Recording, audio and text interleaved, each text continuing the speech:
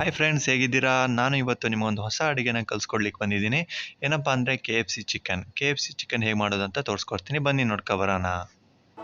ನಾನು ಇವಾಗ 1 kg boneless ಚಿಕನ್ನ ತೊಗೊಂಡಿದ್ದೀನಿ.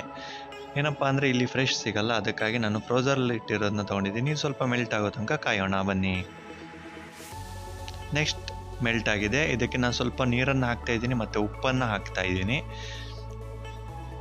ಇವಾಗ ನಾನು ಸ್ವಲ್ಪ ವೆನೆಗರ್ನ ಹಾಕ್ತಾಯಿದ್ದೀನಿ. ವೆನೆಗರ್ ಹಾಕೋದ್ರಿಂದ ಏನಪ್ಪ ಅಂದರೆ ಇದರಲ್ಲಿರೋಂಥ ಬ್ಯಾಕ್ಟೀರಿಯಾಗಳು ಹೋಗುತ್ತೆ. ಯಾಕಂದರೆ ಇದು ತುಂಬ ದಿನ ಚಿಕನ್ ಅಲ್ವಾ, ಅದಕ್ಕೆ ಬ್ಯಾಕ್ಟೀರಿಯಾ ಹೋಗಲಿ ಅಂತ ಹೇಳಿ ನಾನು ವೆನೆಗರ್ ಮತ್ತು ಉಪ್ಪನ್ನ ಹಾಕಿದ್ದೇನೆ. ನೀವು ಫ್ರೆಶ್ ಇದ್ದರೆ ಏನೂ ಹಾಕೋದು ಬೇಡ, ಆಯಿತಾ? ಹಾಗೆ ಚೆನ್ನಾಗಿ ಸ್ವಲ್ಪ ಮಿಕ್ಸ್ ಮಾಡ್ತಾ ಇದ್ದೀನಿ.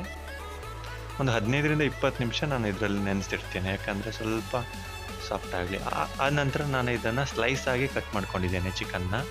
ಚಿಕನ್ನ ನೋಡಿ ಇದೇ ಥರ ಉದ್ದಕ್ಕೆ ಕಟ್ ಮಾಡ್ಕೋಬೇಕು, ಯಾಕಂದರೆ ಚೆನ್ನಾಗಿ ಕ್ರಿಸ್ಪಿಯಾಗಿ ಬರುತ್ತೆ ಎಣ್ಣೆಯಲ್ಲಿ ಕರೆದಾಗ.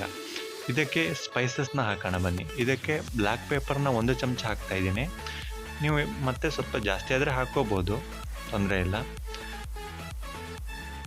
ಹಾಗೆ ನಾನು ಇದಕ್ಕೆ ಅರಿಶಿಣ ಪುಡಿಯನ್ನು ಹಾಕ್ತಾಯಿದ್ದೀನಿ. ಅರಿಶಿಣ ಪುಡಿ, ಬ್ಲ್ಯಾಕ್ ಪೇಪರ್ ಹಾಕಿದ್ದೇನೆ. ಈಗ ನೆಕ್ಸ್ಟು ಪೆಪ್ರಿಕಾ ಅಂತ ಹೇಳಿ ಸ್ವೀಟ್ ಖಾರದ ಪುಡಿ, ಅಥವಾ ನೀವು ಅಚ್ಚ ಖಾರದ ಪುಡಿನೂ ಹಾಕ್ಬೋದು, ಇಲ್ಲ ಸ್ವೀಟ್ ಖಾರದ ಪುಡಿನೂ ಹಾಕ್ಬೋದು. ನಾನು ಸ್ವೀಟ್ ಖಾರದ ಪುಡಿನ ಹಾಕ್ತಾಯಿದ್ದೀನಿ. ನೆಕ್ಸ್ಟು ನಾನೀಗ ಸ್ವಲ್ಪ ಉಪ್ಪನ್ನು ಹಾಕ್ತಾಯಿದ್ದೀನಿ.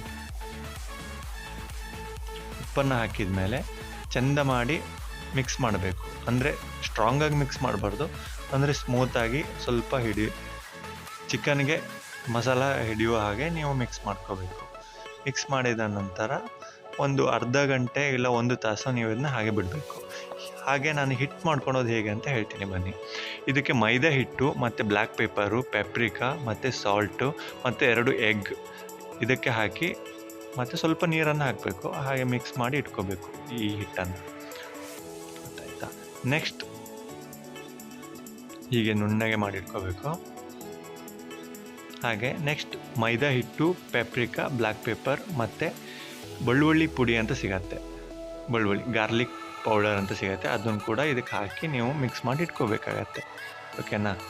ಈಗ ನಾನು ಹೇಗೆ ಮಾಡೋದು ಅಂತ ಹೇಳಿ ತೋರಿಸ್ತೇನೆ, ಬನ್ನಿ ನೋಡ್ಕೊಬರೋಣ. ಈಗ ನಾನು ಚಿಕನ್ನಿಗೆ ಸ್ಪೈಸಸ್ನ ಹಾಕಿ ಇಟ್ಕೊಂಡಿದ್ದೆ, ಅದನ್ನ ಈಗ ನಾನು ಈ ಹಿಟ್ಟಿನಲ್ಲಿ ಹಾಕ್ತಾಯಿದ್ದೀನಿ. ಫಸ್ಟು ಈ ಹಿಟ್ಟಿನಲ್ಲಿ ಹಾಕಿ ಸ್ವಲ್ಪ ಚೆನ್ನಾಗಿ ಮಿಕ್ಸ್ ಮಾಡ್ಕೋಬೇಕು. ಚೆನ್ನಾಗಿ ಮಿಕ್ಸ್ ಮಾಡ್ಕೊಂಡ್ಮೇಲೆ ನೆಕ್ಸ್ಟು ಈ ಹಿಟ್ಟಿನ ಒಳಗಡೆ ಹಾಕ್ತಾಯಿದ್ದೀನಿ.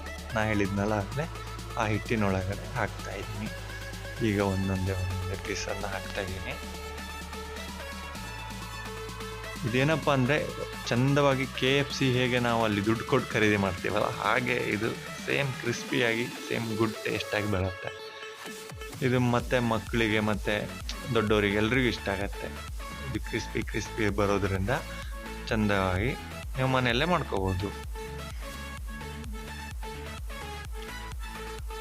ಸ್ವಲ್ಪ ವಿಡಿಯೋ ಲ್ಯಾಗಿ ಆಗ್ತಾ ಇದೆ, ಕ್ಷಮಿಸಬೇಕು.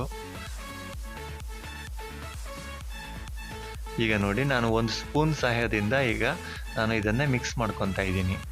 ನಾನು ಹಾಕಿದ್ನಲ್ಲ ಇದು ಹಿಟ್ಟಿಗೆ, ಈ ಚಿಕನ್ನಿಗೆ ನಾನು ಈಗ ಚೆಂದ ಮಾಡಿ ಮಿಕ್ಸ್ ಮಾಡ್ಕೊತಾ ಇದ್ದೀನಿ. ಹಾಗೆ ಸ್ಪೂನಲ್ಲಿ ಇದನ್ನು ರಿಮೂವ್ ಮಾಡೋಣ. ಹಾಗೆ ಸ್ವಲ್ಪ ಕೈಯಲ್ಲಿ ಮಿಕ್ಸ್ ಮಾಡ್ಕೊತೀನಿ ನಾನು.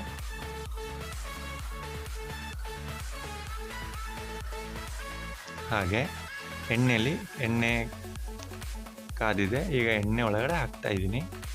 ನೀವು ನೋಡ್ಬೋದು ಹೇಗೆ ಬರ್ತದೆ ನೋಡಿ, ಸೈಡು ಪದರ ಹೇಗೆ ಬರ್ತಾ ಇದೆ, ಪದರ ಸೇಮ್ KFCಲಿ ಹೇಗೆ ಪದರ ಬರುತ್ತಲ್ಲ. ನೀವು 300-400 ಕೊಟ್ಟು ತಿಂತಿರೋ, ಈ 300-400 ಇದರಲ್ಲಿ ಮನೆಯವರೆಲ್ಲ ತಿನ್ಬೋದು ಇದರಲ್ಲಿ, ಗೊತ್ತಾಯ್ತಾ? 1 kg ಚಿಕನ್ನಲ್ಲಿ ಎಷ್ಟು ಜನ ತಿನ್ಬೋದು, ನೀವು ಯೋಚನೆ ಮಾಡಿ. ಹಾಗೆ ನಾನು ಈಗ ಎಣ್ಣೆಯಲ್ಲಿ ಹಾಕ್ತಾಯಿದ್ದೀನಿ. ಚಂದ ಮಾಡಿ ಎಣ್ಣೆಯಲ್ಲಿ ಹಾಕಬೇಕು, ಒಂದಕ್ಕೆ ಇಟ್ಕೊಳಂಗಿಲ್ಲ. ಹಾಗೆ ಹಾಕಿದ ನಂತರ ಇದನ್ನು ಮೀಡಿಯಮ್ ಫೈರಲ್ಲಿ ಬೇಯಿಸಬೇಕು, ನೋ ಹೈ ಫೈರ್. ಓಕೆ, ಇವಾಗ ಜಾಳಿಯಲ್ಲಿ ಚಂದ ಮಾಡಿ ಮಿಕ್ಸ್ ಮಾಡೋಣ.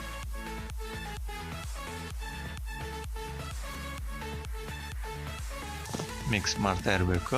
ಆವಾಗ ನಾನು ಹಿಟ್ಟನ್ನು ತಗೊಂಡು ಮತ್ತೆ ಮಾಡ್ತಾ ಇದ್ದೀನಿ.